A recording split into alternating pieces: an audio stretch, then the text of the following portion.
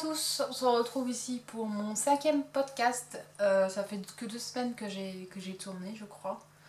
On est le 4 novembre, mais j'en profite parce que je suis en congé aujourd'hui. J'ai profité d'avoir, parce que vendredi c'était férié, c'était le 1er novembre.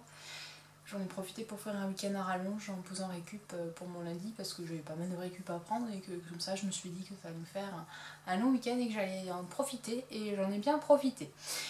Et donc pour bien clôturer ces jolies vacances que je me suis accordées, je me suis dit je vais profiter pour faire un petit podcast, comme ça mon prochain ce sera début décembre si jamais tout va bien.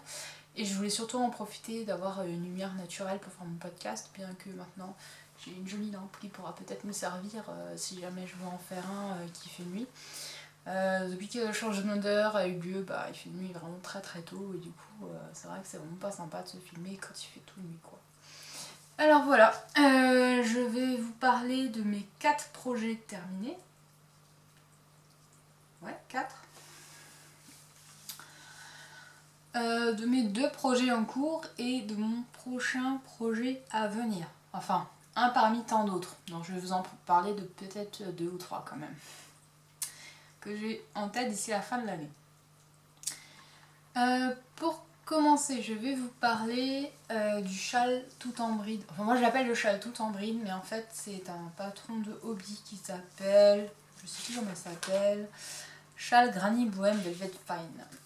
Il propose en fait les pelotes de laine avec pour vous réaliser ce modèle. Moi j'avais pas forcément leur laine, j'ai encore jamais acheté chez eux d'ailleurs, mais j'aime bien leur patron.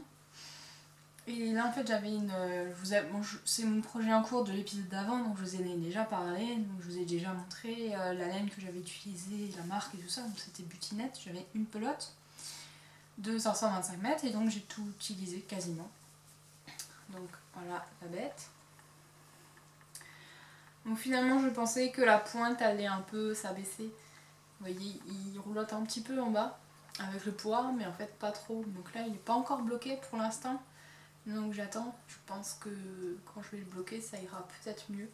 Et sinon je me tâte en fait pour faire un petit pompon ou quelque chose.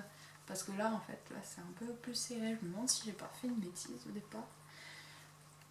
Je ne sais pas, est-ce que j'ai fait peut-être deux chaînettes pour commencer chaque tour et que après j'en ai fait 3. Bon, en tout cas là clairement j'ai eu un petit quoi, ça se voit. Enfin ça se voit.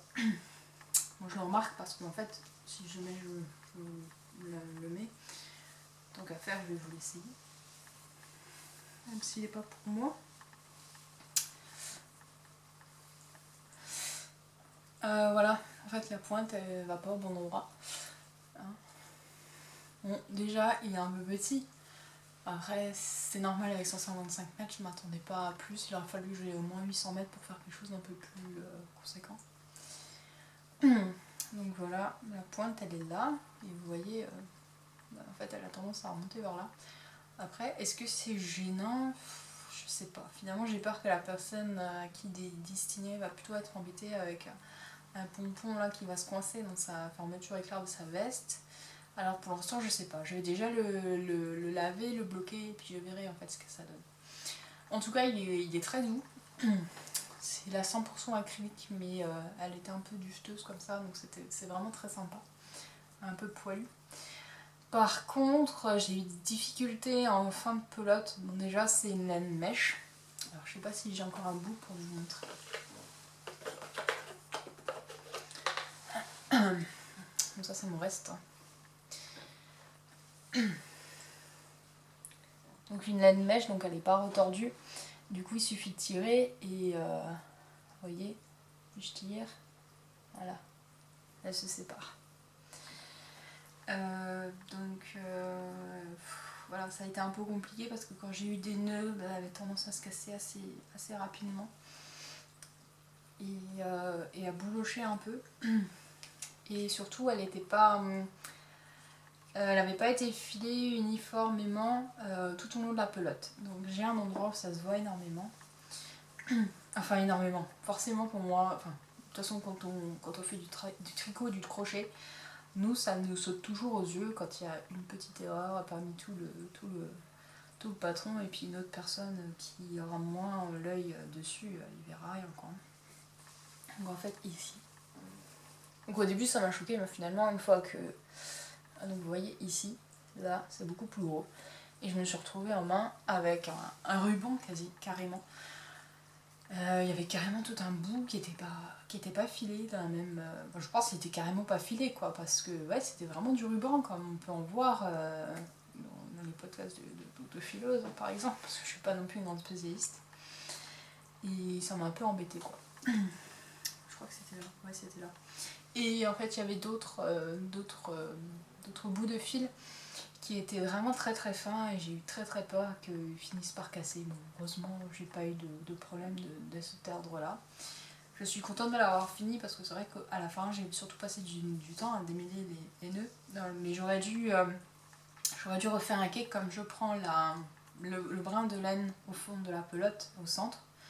C'est vrai que quand on arrive à la fin, le tour il reste plus rien parce que tout est creux à l'intérieur quand on a pris tout le fil de l'intérieur. Et donc ouais, j'aurais dû refaire un cake et recommencer quoi. Bon, c'est pas grave, moi ce projet là il est fini. Ensuite, deuxième projet terminé. Donc je vous avais montré une des 2 mitaines terminées au dernier podcast. Là cette fois-ci j'ai terminé les 2, ça y est. Et je suis vraiment super contente du résultat. Je les porte tout le temps parce qu'en plus comme maintenant il fait un peu frais. Ils m'ont beaucoup servi. J'adore le point, j'adore la laine. Et pour moi donc c'était un premier écheveau. Donc voilà, je suis vraiment très contente. Bon, je vais quand même vous les mettre pour voir.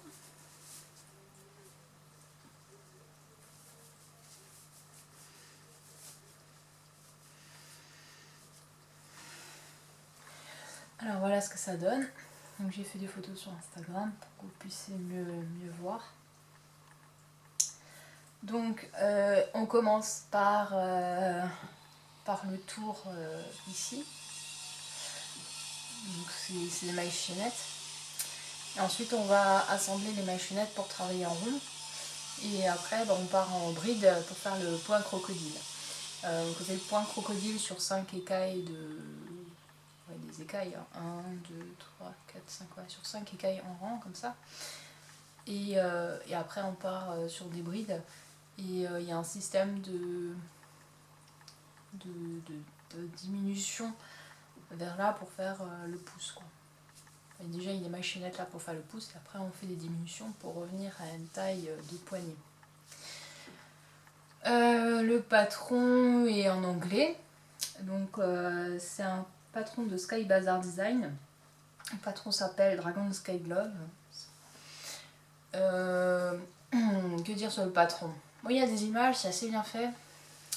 Par contre, moi je vous avais dit, j'ai décidé de fixer mes écailles finalement. Parce que j'aime pas trop les écailles rondes qui se baladent. D'ailleurs là, j'en fais déjà les frais parce que ça bouloche à ces endroits-là.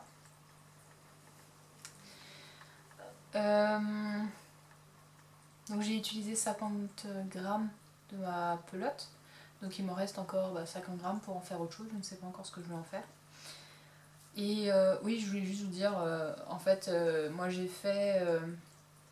adapté parce que je crois que le patron, il est fait pour être crocheté en DK, je crois, ou en sport, et moi, ma laine, c'est la fine graine.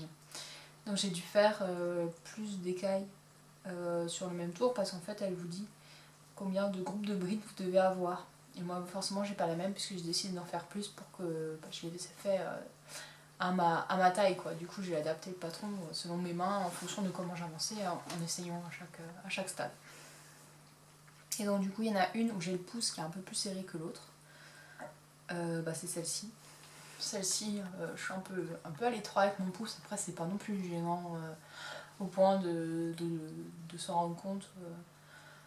Enfin ouais, non moi ça me gêne pas. Enfin je remarque quand j'y pense, mais sinon ça me gêne pas plus que ça. Après j'ai fait un peu plus pour l'autre et puis voilà, ça passe. Donc voilà, donc ça c'est mon projet pour moi et j'en suis trop contente. Voilà. Ensuite j'ai commencé à préparer Noël. J'aurais dû commencer bien plus tôt parce que je me rends compte que même en commençant en septembre, je suis encore largement... j'arriverai pas à faire tout ce que je veux faire. Mais c'est pas grave. La plupart des choses que j'arriverai pas à faire, c'est des choses pour moi. Donc le principal, c'est que ce que je veux offrir, ce soit prêt. J'ai fait ce petit... je vous avais montré le commencement et là je l'ai terminé. C'est un patron de Lily Sugar and Cream. C'est Santa Almond. Voilà, donc j'ai trop rien à dire. C'est un patron gratuit. Donc ça c'est cool parce que bon, j'ai pas... Pour ce genre de petites choses, c'est vrai que ça m'embête un peu de payer le patron. Enfin c'est pas que ça m'embête, je comprends qu'il y a du travail derrière. Mais vous comprenez que si jamais je payais tous mes patrons de tout ce que je fais, au bout d'un moment ça me reviendrait cher. Donc je préfère avoir une grosse pièce où je mets le prix du patron et pouvoir faire 2 pièces gratuites à côté. Voilà. Donc on commence par faire une gros bidon, la grosse boule. Après vous changez de couleur, vous faites le visage. Et après on fait le petit bonnet, donc en partie blanc, le rouge, on repasse au blanc. Et après vous venez encore crocheter là la bordure du bonnet pour faire un petit effet relief, vraiment très sympa. Et donc on appose la barbe après, c'est quelques brides dans la même maille. Et dans le patron il y avait encore des lunettes, mais bon, je trouvais bien comme ça. On voit que c'est un Père Noël, je veux dire. Voilà, donc je suis satisfaite de mon modèle, il a été fait très rapidement et voilà, c'est plutôt pas mal, je suis plutôt contente de celui-là. Après j'ai craqué sur les modèles de... Ah, Lalilala. Lalilala. C'est Lalilala. Qu'elle a des modèles de Halloween notamment, mais c'est surtout ceux de Noël qui m'intéressent, c'est un joli petit sapin notamment, et elle les vend par 3.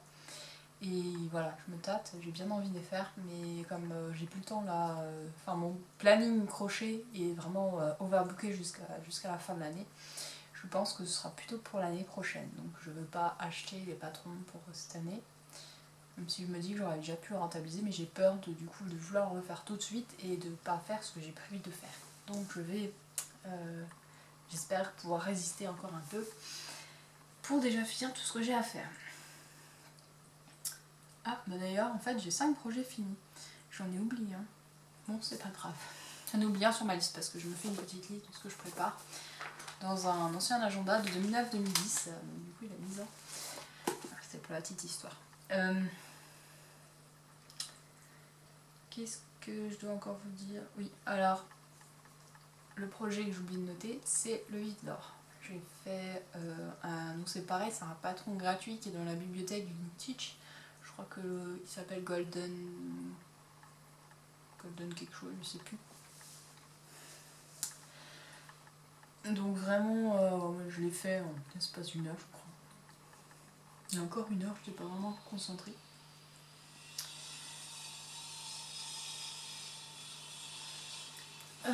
Donc c'est une boule, rien de bien compliqué. Et on fait 2 ailes et voilà, c'est tout. Hein. Franchement, vraiment pas compliqué du tout. Pour le réaliser, alors le blanc, je me souviens plus ce que j'ai pris, c'est un coton, ça c'est sûr, un 3,5. Et pour le côté, pour le vif, enfin le côté boule, j'avais celle-ci, c'est Performance Coton Symbiose. Et donc elle a des petits reflets, en fait elle est 90% coton et 10%... Ah non, je dis n'importe quoi. Elle est 42% coton, 42% acrylique et 16% viscose. Et la viscose, je sais pas si vous voyez bien, c'est ce petit fil, il est pas vraiment doré, en fait il est un peu plus foncé, et du coup ça fait un effet de doré dans mon vif d'or, et c'était pile poil. Quand j'ai vu la pelage, j'ai dit ah ouais, mais ça c'est mon vif d'or quoi, c'était obligé. Donc voilà, je suis très contente de ce vif d'or, il a beaucoup plu autour de moi. Et voilà, comme j'ai pas réussi à décrocher au crochet, hein, ouais. Alors j'ai même pas fait exprès, mais maintenant que je me le redis, je trouve ça un peu... Ouais, pas y penser. Donc je n'ai pas réussi à décrocher au crochet le vif d'or cette fois-ci, j'ai qu'un vif d'argent. Vous auriez pu me dire que j'aurais dû faire un vif d'argent. Bah ouais, bon, j'avais fait un vif d'or et j'ai pas décroché le vif d'or, non c'est pas grave. Et j'en arrive à mon dernier projet terminé. Donc comme je me suis inscrite à un certain nombre de swaps, donc je me suis inscrite au swap, donc vous avez peut-être déjà parlé de l'as filé. Donc pendant à peu près un mois, on prépare des colis pour chaque jour du mois de décembre, au numéro de 1 à 24. On va l'envoyer à une personne qu'on ne connaît pas. Non, on va l'envoyer à quelqu'un dont on a vu le portrait et nous on va en recevoir de quelqu'un que on ne sait pas qui, quoi. Donc du coup j'ai préparé un certain nombre de choses de fait main parce qu'on a un budget total de 40 €, donc ça laisse pas non plus beaucoup de possibilités si on peut pas un peu soi-même. Donc j'ai cherché des idées, donc après les petites choses, on va dire éco-responsables que je vous ai montré la dernière fois. J'ai eu envie de faire des chouchous. J'ai trouvé l'idée géniale, je suis tombée dessus un peu par hasard. Et finalement je me suis dit ah ouais mais c'est totalement ça. Parce qu'en plus moi en ce moment j'ai les petits élastiques noirs là, j'en ai pas sur moi, et je vous en chercherai pour vous montrer. Comme j'ai les cheveux longs, j'ai toujours des élastiques sur moi et j'en ai toujours 3, 4, 5, enfin, j'en ai un dans le sac à main, j'en ai un dans le sac de sport, j'en ai un dans la voiture, j'en ai un au boulot. Pour toujours en avoir un sur moi parce que moi ça m'énerve quand j'ai envie de m'attacher les cheveux et que je ne peux pas parce que je n'ai pas de chouchou. Donc j'ai ces petits élastiques noirs, tout moches, hein, on va dire ce qu'il en est. Et du coup quand j'ai vu ça, je me suis dit mais je vais faire ça avec tous mes élastiques noirs là que j'ai parce que j'en ai tout plein des comme ça, hein. J'en ai acheté je sais pas, c'est par 20, 30 ou je sais pas combien. Et donc il suffit de les habiller comme ça. Pourquoi j'ai pas pensé plus tôt, hein? Donc c'est un patron de Nartazia, si j'écorche pas son nom. Ça s'appelle Scrunchies. Je sais pas si ça veut dire chouchou en anglais, j'en sais rien, ça peut être le cas. Et du coup vous allez faire des mailles serrées tout le long de l'élastique. Le prochain tour vous faites 4 mailles chaînettes, une maille coulée dans la maille serrée, mais celle de brin arrière tout le long. Après vous refaites 4 mailles chaînettes et vous faites des mailles serrées dans chaque interstice du rang précédent. Et après vous faites la même chose sur la maille chaînette de départ du premier tour que vous avez laissé, parce que vous avez fait une maille en relief, et le relief avant, du coup, vous allez repiquer là-dedans, et c'est comme ça vous faites les deux parties, comme ça, là. Ça fait l'esprit frou-frou. Voilà, et c'est ça que j'adore. Donc je les ai fait là, dans ce rouge bordeaux, qui est la même composition, mais la même marque de laine que pour mon vif d'or. Donc c'est la Performance Symbiose. Donc là j'ai fait 2 chouchous et il me reste encore la moitié de la pelote, hein, donc franchement il y a de quoi faire. Et je suis en train d'en faire un jaune de mon vif d'or parce que je me suis dit que les deux ensemble ce serait super pour offrir justement. Pour offrir à Noël, pour mes swaps, je sais pas encore, mais bon comme je suis bien partie, donc pour l'instant j'en ai un en cours, donc là vous voyez c'est mon premier rang. Et donc c'est dans les mailles, je sais pas si j'arrive à vous montrer. Donc vous voyez là, tout le long de cette ligne, donc c'est les mailles que j'ai pas prises parce que j'ai piqué dans la maille arrière, et ben en fait toutes celles-ci je vais venir les crocheter. Voilà. C'est des choses qui vont vachement vite. Les deux là je les ai fait hier soir. En plus j'en ai fait un quand j'étais au téléphone parce que c'est zéro cerveau quoi. Une fois qu'il y en a un qui est fait, le modèle vous l'avez en tête. Et vous pouvez le reproduire à l'infini. Donc je trouve ça vraiment super à faire. Et moi le rendu, moi j'adore. Surtout que moi je les porte toujours au poignet, vous voyez, et avoir quelque chose de bien habillé. Et ben ça va un petit peu changer mes élastiques noirs tout moches. Voilà. Donc ça c'est mon dernier projet terminé. Maintenant on va passer au projet en cours. Qui ne vont pas vous étonner puisque c'est des projets dont je vous ai parlé lors de mon dernier podcast. Enfin pour l'un, enfin si pour l'autre aussi, c'est juste que je ne vous ai pas montré exactement parce que je ne savais pas vous proposer ma tous. Le premier c'est mon chat d'un alpaga. C'est le Fleur de mai de Mélissa Thibault. Donc je vous avais montré mon choix de laine.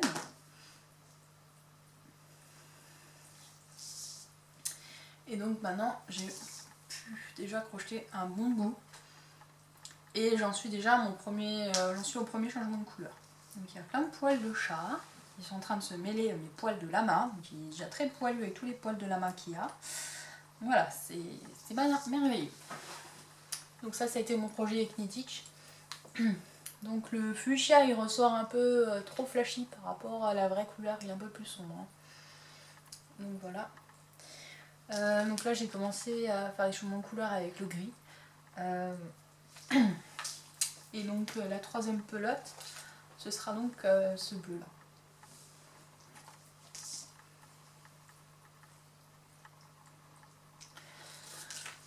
Donc là j'en suis, au début il fallait un peu se concentrer et puis à force là ça va. Maintenant ça, enfin oui non ça va, il y a juste de temps en temps un rang, ça change un peu. Mais sinon, comme vous placez en fait les marqueurs, vous n'avez pas besoin de compter parce que vous faites jusqu'au marqueur et après il faut juste compter entre les deux marqueurs. Enfin, en plus elle n'utilise que un, mais bon moi j'en utilise deux parce que comme ça j'ai encore plus la flemme. Donc je compte de m'insérer entre les deux marqueurs et comme ça je sais à quel moment il faut que je fasse mon augmentation parce que je fais mon augmentation dans celle-là. Voilà. J'ai un peu une appréhension vis-à-vis de l'alpaga. J'arrive pas à savoir si jamais ça va me déranger ou pas. Des fois je trouve que oui, des fois je trouve que non. En tout cas dans les mains ça me dérange pas, ça me gratte pas quoi que ce soit. Mais je sais qu'il y a des gens qui sont sensibles à l'alpaga. Et quand je le porte comme ça je le mets comme ça autour de mon cou. Je sais pas, des fois ça me gratte un peu, mais maintenant je sais pas si le fait de l'avoir tout le temps au cou, parce que pour là je le mets mais c'est ponctuel, quoi. Je le garde pas autour du cou non plus. J'arrive pas à savoir si jamais je vais réussir à le porter ou pas, on verra. C'est un premier test pour moi. Jamais crocheté de l'alpaga et donc je ne sais pas comment je vais réagir. On verra bien. De toute façon il faut tester pour savoir. Donc je ne vais pas vous en parler plus en détail parce que je vous en ai déjà parlé dans mon podcast précédent. Je vous remettrai une petite image pour montrer à quoi il ressemble. Terminé. Et puis voilà, j'ai hâte de passer encore la prochaine couleur là pour voir parce que j'ai aussi une appréhension j'ai toujours une appréhension pour mon choix de couleur. Et ben maintenant que je suis dedans, je me demande de plus en plus si jamais j'ai bien fait de choisir ces couleurs là. Voilà, c'est tout bête mais voilà c'est comme ça. Et je sais qu'au final, je ne vais pas regretter et que j'ai bien choisi ce qui me plaisait. D'autant plus que ce fuchsia là avec le bleu marine, j'ai une écharpe de ce fuchsia là, exactement le même avec ma veste bleu marine et ça passe super bien, donc il n'y a pas de raison quoi. Hein. C'est moi qui me... Je sais pas, si jamais ça vous fait ça aussi, ou pendant que vous crochetez, vous dites, que vous tricotez, vous dites ah mince ces couleurs là, je suis pas sûre et tout. Voilà, moi j'ai toujours une appréhension à un moment donné au cours de mon ouvrage. Donc voilà, celui-là il avance bien. Donc mon autre projet en cours. Donc je vous ai fait un épisode hors série de la unboxing de la Little Box of Crochet du mois de octobre. Du coup je suis en train de crocheter les petits paniers. Voilà, donc je viens d'en finir un. Voilà. Je vous montre.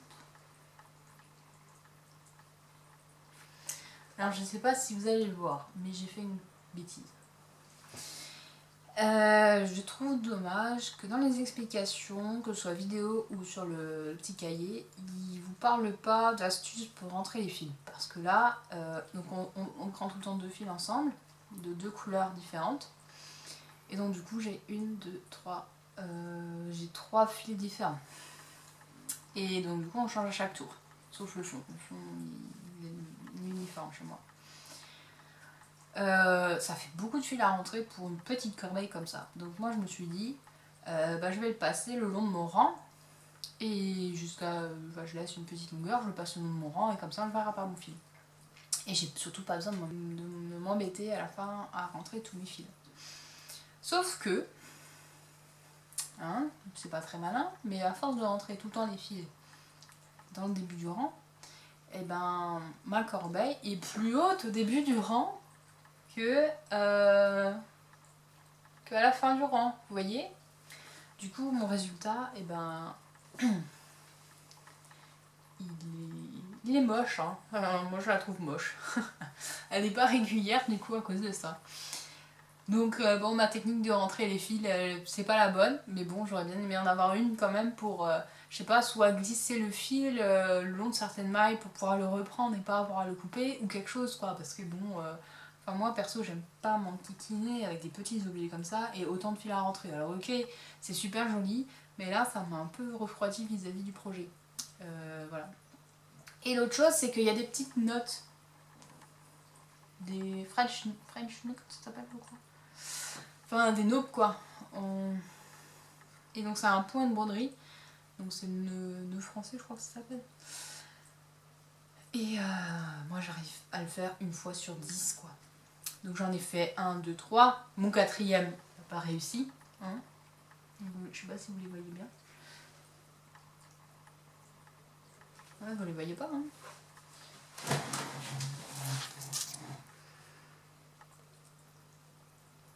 Voilà. Moi je trouve que c'est une horreur. Alors moi déjà, une aiguille, mais je ne supporte pas ça. Avoir une aiguille en main, ça m'intéresse pas, je crois. Enfin je sais pas, c'est pas mon trip. Je sais pas quoi en faire de l'aiguille que j'ai en main. Je sais pas comment la tenir. Enfin je sais faire quelques trucs. Je sais faire une petite, enfin quelques trucs. Je fais des trucs à la MacGyver comme je le pense, mais je pense que j'ai pas du tout la technique et ça m'intéresse pas de l'apprendre. Donc faire ces petites notes, moi j'aime pas du tout ça quoi, et ça prend un temps fou. Alors je sais pas, d'une certaine façon, j'ai regardé plein de tutos. La nana chez elle, elle fait exactement la même chose que moi, enfin du moins c'est ce que j'ai l'impression. Et chez elle ça fait une jolie boule, et chez moi, bah une fois sur 4 ça marche pas quoi, une fois sur 10 ça marche pas. Enfin non, une fois sur 10 ça marche. Donc ça m'a énervé, voilà. Et en fait, ce que je trouve dommage, c'est que tout leur modèle de panier qu'ils proposent, parce qu'ils en proposent 4 modèles différents, et ben dans tous ces 4 modèles différents, il y a de ces petites notes là, à la mort moelleux que je déteste faire. Donc je suis en train de me poser la question, est-ce que je continue à faire des petits paniers ou est-ce que je profite de toutes ces belles laines pour faire des amigurumi à la place. Voilà. Parce qu'en plus, c'est la Rikogurumi. La Rikorumi. C'est la Rikorumi de Riko et celle-là elle est top pour faire des amigurumi. Elle est même faite pour ça. Alors vous voyez, j'ai dû mettre des bouts de laine à tous mes numéros parce qu'en plus bah, chaque couleur a un numéro. Et bien sûr, c'est pas le numéro qu'ils utilisent pour vous expliquer dans le patron, ils utilisent des lettres. Donc il faut se référer à la lettre pour trouver quelle laine utiliser. Et en plus de ça, comme les pelotes sont tellement elles sont tellement petites et tellement bondées, c'est absolument impossible de chercher le fil à l'intérieur, pour commencer à l'intérieur. Donc je me retrouve à devoir enlever toutes les étiquettes de mes pelotes pour prendre le fil à l'extérieur, pour réussir à crocheter avec, et voilà, ça m'a énervé un peu, voilà. Ça c'est dit. Comme quoi il y a des projets qui roulent pas toujours comme on veut, même si jamais la box au départ m'avait vraiment emballé parce que les couleurs sont vraiment super attrayantes. Je me suis dit un petit projet tout peps, tout plein d'énergie pour commencer le mois de novembre, ça serait vraiment sympa. Et du coup là je me suis un peu refroidie, j'ai envie d'en faire autre chose. Après, parce que moi aussi des corbeilles, j'en ai déjà fait un bon paquet. Je trouve que tous ces fils à rentrer c'est joli, mais voilà, c'est pas mon truc. Donc je sais pas trop, voilà. À réfléchir. Donc c'est mes 2 projets en cours. Enfin, du coup la Little Box of Crochet, je me demande si je vais pas la laisser un peu de côté. Ce qui est dommage parce que je me suis dit que je vais pouvoir faire des corbeilles pour mettre dans mes swaps et mes cadeaux de Noël. Et là, enfin je sais pas, ça m'a pris un temps fou pour cette petite corbeille. Je sais pas si j'ai pas mis 3 ou 4 heures à la faire, alors que c'est tout bête quoi. Je veux dire, il n'y a rien de compliqué. Mais moi, ça passe pas comme projet. Ça passe pas. Alors, parlons de mes projets à venir. Je vous avais parlé que je voulais faire des mitaines avec les laines de Squirrel's Yarn. J'ai changé d'avis parce qu'en fait j'ai choisi 2 couleurs qui me paraissaient être un bon combo pour faire ces mitaines et je me suis rendu compte que les patrons que j'avais sélectionnés ne permettaient pas vraiment ne m'inspirez pas pour sélectionner 2 couleurs, parce qu'ils étaient tous faits de manière unie ou avec des laines gradientes par exemple.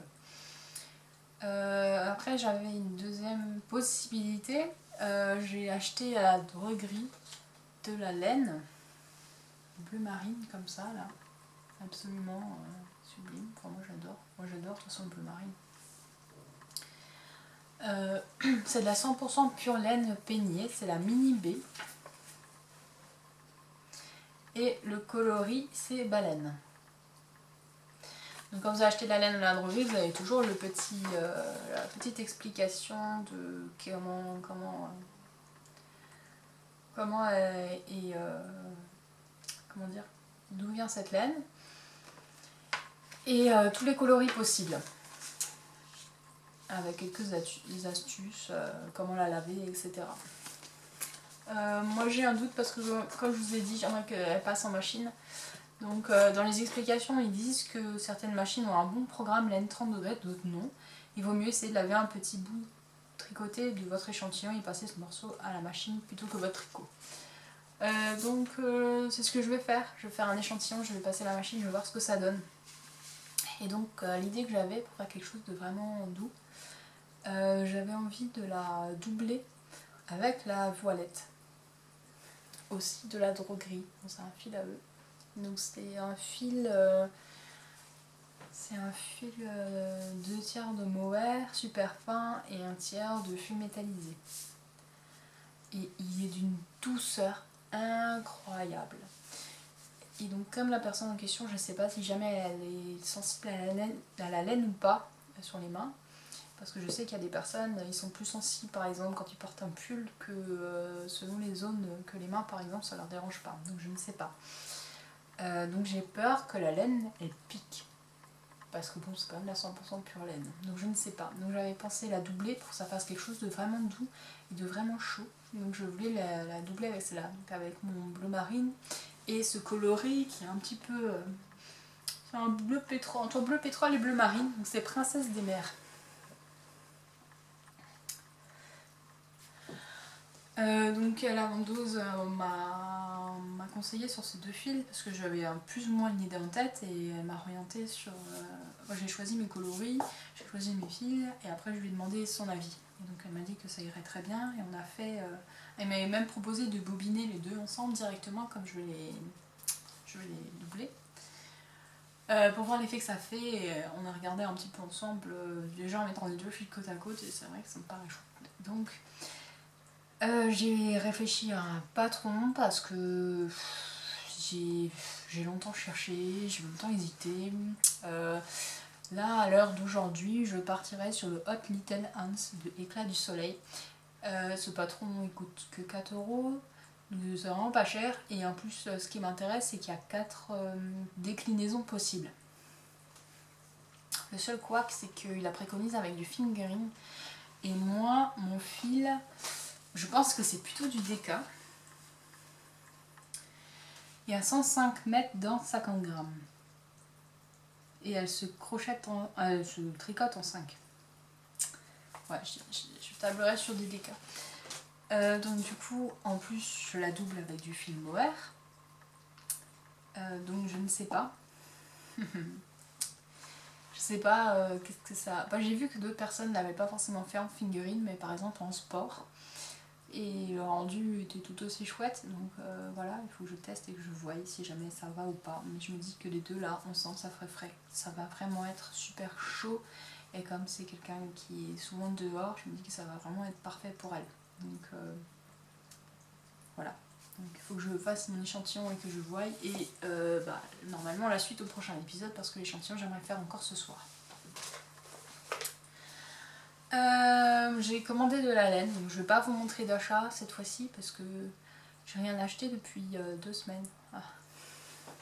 J'ai rien acheté. Non, si, j'ai un peu acheté chez Sostrengren, j'ai acheté quelques pelotes de couleur Noël, du vert et du rouge que je n'avais quasiment plus. Mais bon, ça compte pas. Et oui, donc j'ai quasiment pas fait d'achat. Après en 2 semaines, bon, voilà, c'est pas un exploit non plus. Donc là, j'ai fait 2 commandes, une chez les ateliers de Coco Bohème. parce que... Qu'est-ce que j'ai commandé? Ah oui, il y avait la box de décembre crochet qui m'intéressait. Et j'étais assez curieuse et j'ai vu le prix, je me suis dit ouais allez hop je me lance. Et j'ai aussi fait une commande à la Cour de Luce me semble-t-il. Oui, j'ai acheté à la Cour de Luce, je vais chercher une pelote pour faire un deuxième châle. J'aimerais faire le Dragon Belly Shawl. J'ai vu beaucoup de photos passer sur Instagram et je le trouve vraiment super beau. Mais la pelote que j'avais en stock me permettait que de crocheter 300 mètres, j'en avais qu'une et c'est ma dernière grosse pelote qui me reste. Les autres sont déjà attribués à des projets en cours. Oui, parce que j'ai des projets en cours que je ne vous montre pas parce qu'ils dorment un petit peu pour l'instant. Mais ils vont bientôt revenir sur mes crochets. Du coup, je vais recevoir la pelote là, normalement courant de la semaine, et j'espère commencer le Dragon Belly Show parce qu'il serait pour offrir à Noël. Donc il faudrait que je me dépêche parce que dans la pelote que j'ai prise, j'ai pris la Paint de Katia parce que je suis en train de faire, ça fait 6 mois que j'ai en cours un projet qui dort, c'est vraiment mon projet zéro cerveau. Quand je suis entre deux projets que j'ai pas encore d'idée pour recommencer un autre, c'est le projet que je ressors parce que je me dis il faut que je crochette un truc et quand j'ai plus d'idées, quand je suis à court de projets commencés, je repasse sur celui-là. Donc c'est un peu mon projet de secours. Donc j'ai déjà crocheté la Katia Paint pour cette couverture granny là, que je suis en train de faire et que je vous montrerai prochainement quand elle avancera de nouveau un peu. Et donc du coup je me suis dit, comme c'est une laine que je connais, je prends pas trop de risques de faire un châle avec. Voilà. Donc j'attends qu'elle arrive pour commencer le Dragon Belly Show. Et mon dernier projet à venir, ce serait le Pikachu de Lalilala. Elle avait proposé en cale sur Instagram, elle avait proposé en 5 parties je crois. Et du coup le patron est gratuit et voilà, j'ai un ami qui veut un Pikachu pour Noël. Donc j'aimerais vraiment beaucoup lui le faire si jamais j'arrive à avoir le temps parce que c'est pas facile hein. On est déjà le 4 novembre et j'ai encore pas mal de choses à faire. En plus je me suis encore engagée dans un nouveau swap donc ça va pas forcément arranger le schmilblick, mais bon, moi j'adore ça et puis il faut un peu de challenge aussi. Voilà, je crois que j'ai fait le tour de ce que j'avais à vous dire pour ce podcast. Je vous avais parlé aussi que j'étais à une rencontre Nitich à Invillers un des précédents week-ends. Donc j'y suis allée, c'était vraiment très très chouette. Donc c'est pour ça que j'ai réussi tellement à avancer sur mon châle fleur de mai, donc c'était vraiment top. J'ai rencontré de super personnes aussi, et c'est ce que j'aime dans ces rencontres finalement, c'est de pouvoir parler avec d'autres membres de notre secte entre guillemets, parce que des fois on a l'impression d'en faire partie. Quand je parle à des gens autour de moi du crochet, ils me regardent avec des grands yeux ronds, ils comprennent vraiment pas pourquoi est-ce que je fais tout ça. Je pense que même des fois mon copain, il m'a toujours encouragée dans tout ce que je voulais faire, mais je crois que des fois il est un peu saoulé parce que j'en fais beaucoup. Ça a pris beaucoup de place dans ma vie. Après pour moi c'est une thérapie, c'est un besoin, c'est quelque chose de fondamental. Je peux pas vivre une journée sans crochet. Je serais triste et puis voilà, c'est ce qui me fait avancer, c'est ce qui me motive, c'est toujours pour aller plus loin, pour aller au-delà de mes limites, pour apprendre de nouvelles choses, pour partager aussi énormément, et c'est toute la communauté qui me donne autant envie d'en faire. Et donc du coup cette rencontre en a été encore une preuve et j'ai pu rencontrer la tricopathe alsacienne qui a été à l'initiative de cette rencontre. Et j'ai passé un excellent moment, franchement, c'est vraiment une fille super. Et donc j'ai rencontré aussi le ludopathe. Ouais, tout en... Il est comme dans les podcasts. Bah, les deux sont pareils. Mais lui, ouais, je sais pas quoi vous dire. Il me fait délirer. Mais franchement, elle a du courage, la tricopathe alsacienne, Cindy, de pouvoir le supporter. Voilà, donc c'est elle qui m'a inspirée pour faire mon hors-série numéro 2 et du coup je la remercie, je te fais un coucou parce que je sais que tu vas sûrement passer par là. Parce qu'elle a envie de se mettre au crochet ou de se remettre au crochet plus précisément, mais c'est pas trop par où commencer. Et là je me suis dit bah ouais, ça pourrait être sympa d'avoir une petite sélection de 10 patrons pour commencer, au moins pour avoir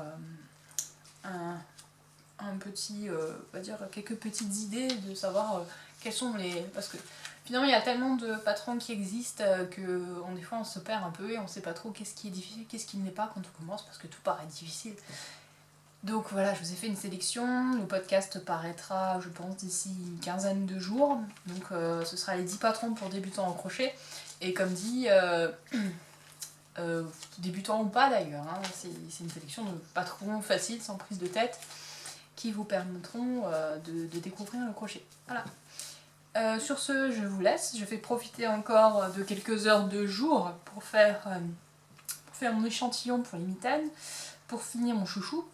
Et voilà, ma journée sera terminée. J'en ai bien profité et j'étais contente de faire ce podcast avec vous. Je vous souhaite une excellente journée, une bonne soirée si vous me gardez en soirée. Et je vous dis à bientôt. Salut!